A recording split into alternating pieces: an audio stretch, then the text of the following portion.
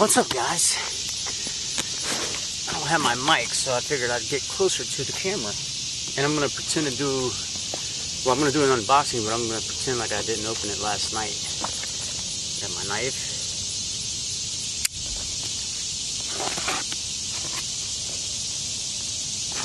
There we go.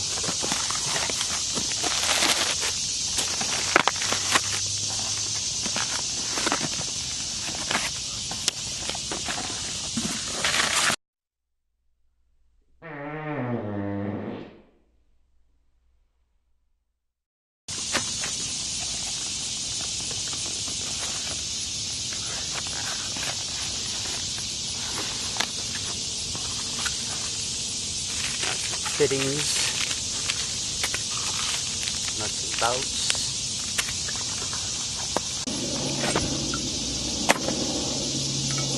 So, as you can see, and you probably already read in the title, I'm going to be replacing my Isolator today. I'm taking a break from the Silence of the Jinn series, and I'm going to skip to this quick project. It shouldn't take me maybe an hour or two. This thing cost me a little bit over $100 bucks. It is a 130 amp DC voltage 6 through 50. If you want to know more about it here, just take a look at that and pause it. I can't see if that's in focus or not. Sorry.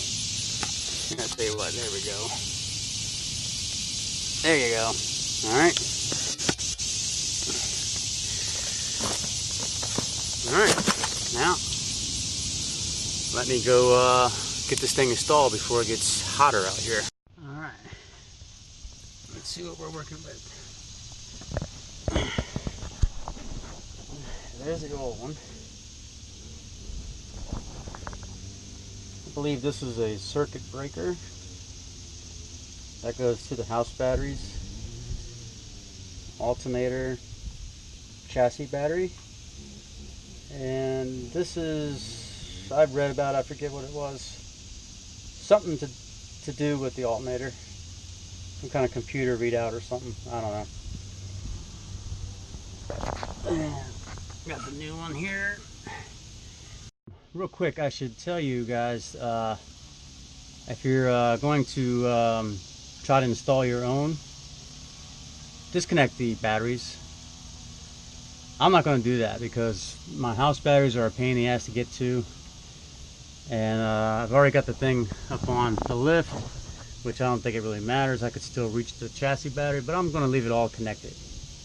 But I have 17 something years in the electrical field, so I kind of know what I'm doing. I just have to be careful with my socket wrench not to hit any grounds or anything, any metal. But I got some electrical tape. I'm going to tape up the leads as soon as I get them off of that thing. Tape them up real quick so they don't bounce into something. Let's get started.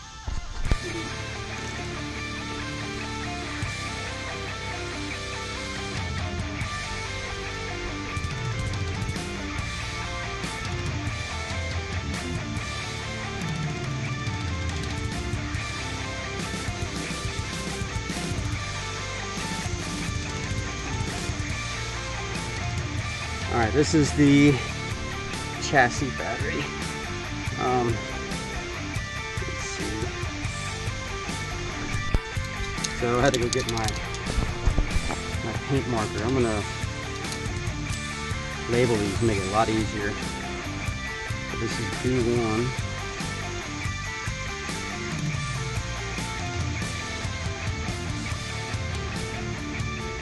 This is alternator.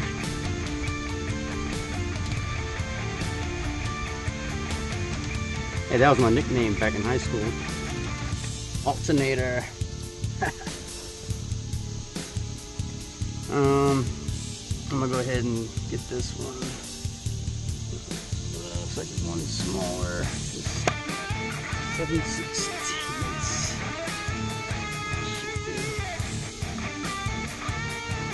Yeah.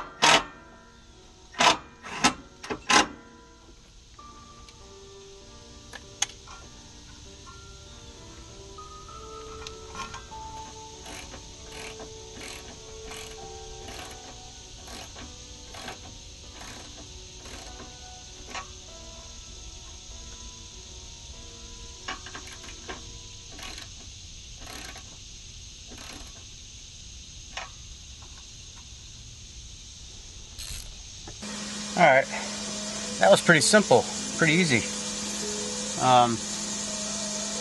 Probably a little bit more difficult if you're installing it for the first time, you know, running all the wires and all that crap. This is going to help a lot because, as a matter of fact, when I was with Howie Roll, I discovered that the fuse box back there, the two 30-amp fuses were melted. I wonder if I kept, I believe I kept them somewhere. Let me see if I can find them. Alright, holy hell, I was able to find them. Anyway, when I had my, when we had my meetup with Howie Roll, I noticed that the, I've always kind of noticed when the generator's running that new battery charger that I put in, if the batteries are really low, there's a built-in boost charge or something like that. I might be getting that wrong, but there's some kind of boost charge, man, and it puts a lot of current through the wires. And there's a portion of the panel back there, the electrical 120 volt DC panel, you know, that thing will get really hot, but only when the batteries are really low, when that boost charge is happening. Anyway, these are the fuses that I pulled out of there when I had my meetup with Howie. Look at this thing. Let me get a closer look at it here. Look how these are the fuses. These are 30-amp fuses, and as you can see, they are toast, melted. Nothing ever tripped. It's just melted. Isn't that crazy?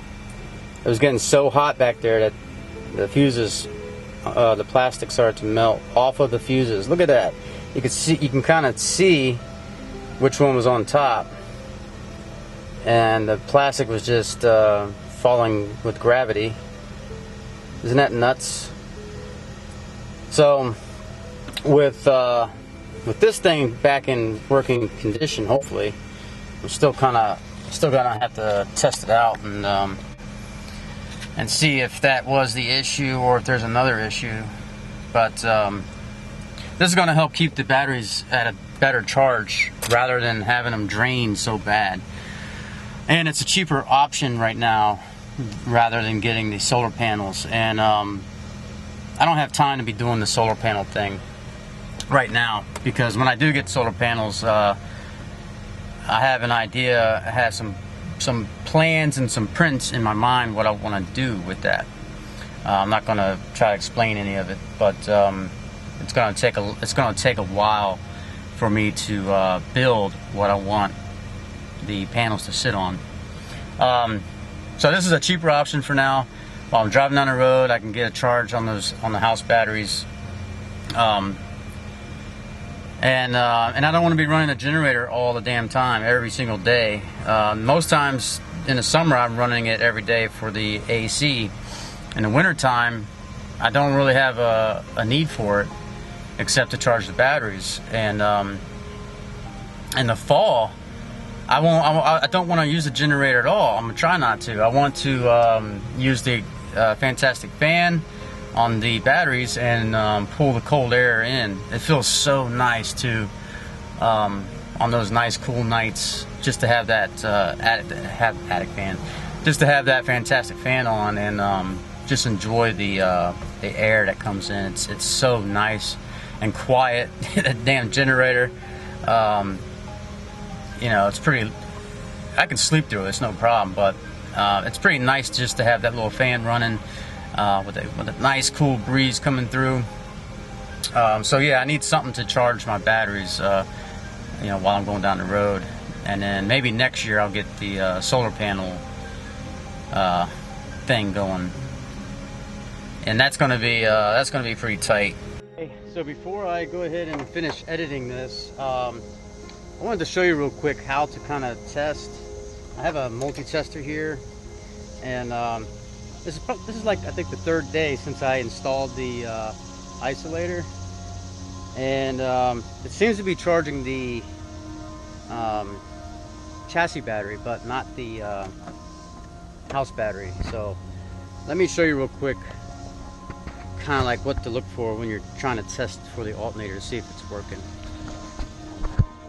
Alright.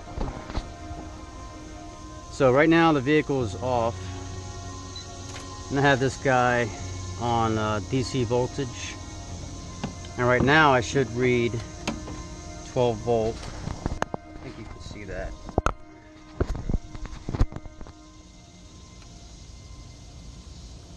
It's probably going to be 13 or something. 12.9. I don't know if you can see that or not. 12.9, 12.8. Now when I start the vehicle, I should get 14.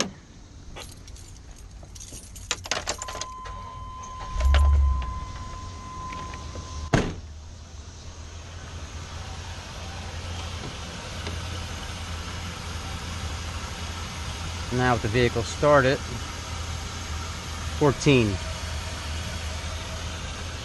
Alright, now let me turn it off. I want to show you I'm going to show you a problem I'm running into.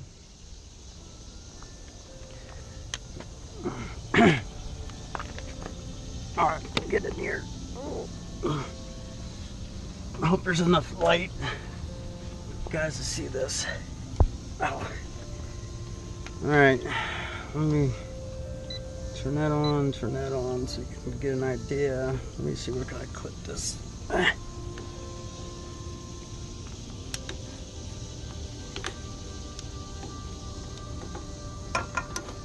There we go, that works. Alright, so this cable here is going to the house battery. So right now, if I test this lead, I'm getting 12.5. Can you guys see that? I hope you can see that. And now I have this little circuit breaker right here. This little thing. And that should always be closed. And I'm reading nothing. I should be reading 12 volts from there to there, but I'm not. I'm reading it on the house side after the breaker, but not before. And then also battery 1, I should be reading 12, which I am. And again, nothing on the house side. So I went to the store today and I picked up a new circuit breaker. So I'm going to switch this out real quick and then turn the camera back on and show you. So I replaced that little circuit breaker. It was a pain in the butt. I had to cut one of the bolts because the nut was all rusted. Pain. Anyway, so now I got the new one installed here. Now let's see, it should, ouch, it should say 12 something on both sides.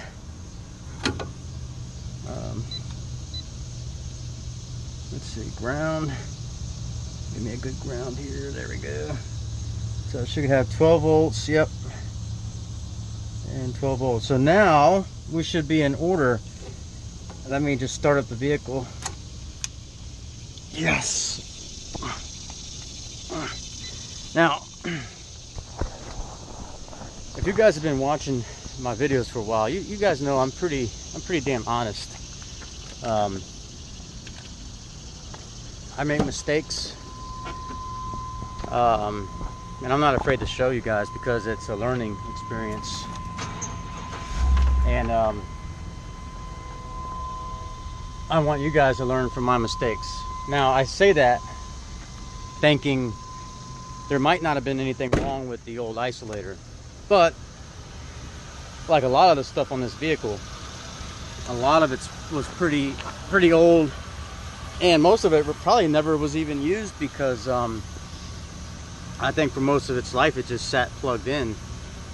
So so all this stuff didn't really get a lot of use until now, so I'm working out all the stuff. So anyway, that isolator, the old one, still may have worked. I don't know that for sure or not, but it was time for it to go anyway. It was old, but this circuit breaker, I believe that was also causing issues, but I was still having problems with the chassis battery. So I don't know, I think it was the isolator and that little thing. But anyway, now I should get 12 volt 14 going into the house batteries if the chassis battery is full. So let's see, because that isolator switches from battery to battery. Gotta watch that belt. All right.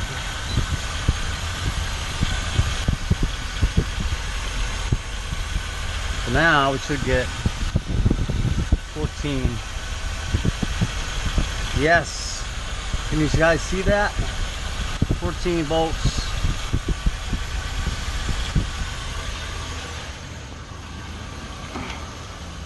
Awesome sauce. That's great. So looks like now my house battery should start getting a charge while I'm going down the road. Good. And now let me turn on a fan. Let me turn on the fantastic fan, and that will give me also an indication,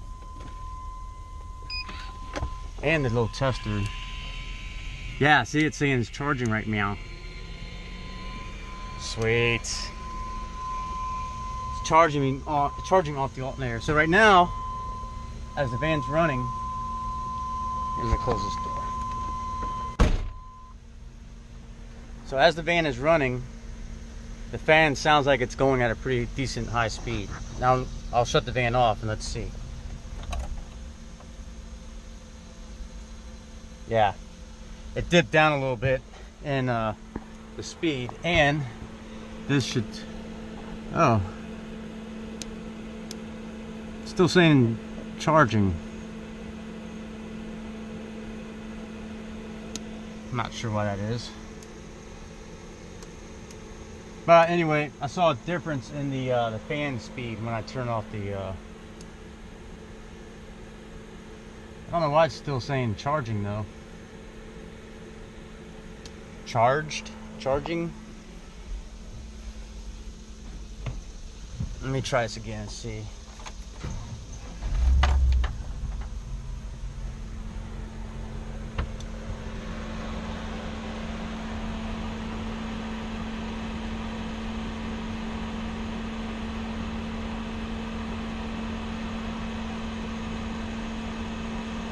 Anyway, it should be charging now. This is great. Judging, going off what the tester says, it's working. So I'll drive it around for a little bit, and I should be able to see a difference in the battery bank. So yeah. All right. Well, I think that's the end of the video. I hope you guys liked it. Hope it helped somebody else. Well, hey guys, that's the